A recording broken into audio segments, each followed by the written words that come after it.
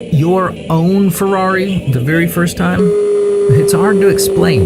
It's kind of surreal. I shot a video with my brother Marcus so you guys can get an idea. We drove for about 2 hours. No kidding. Here are a few clips. If you ever had one of those "I wish this thing could take off" moment when driving, then multiply that by 100. It does take a few rides until you get comfortable with this baby, but then it is a sports car.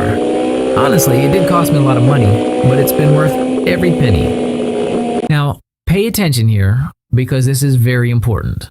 About 4 months after I bought the Ferrari, I was out for a ride with Dave, just chatting, enjoying the weather. Suddenly I realized that same dealership was coming up on my right.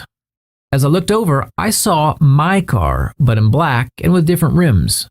I'd already made another $340,000 by then, so I told Dave to pull over and we went to have a look. So I said to Dave, "I want to get that." And he said, "What for? You already have one." And I said, "Well, this one's in black." Dave smiled at me and shook his head and said, "Come with me." 30 minutes later, we were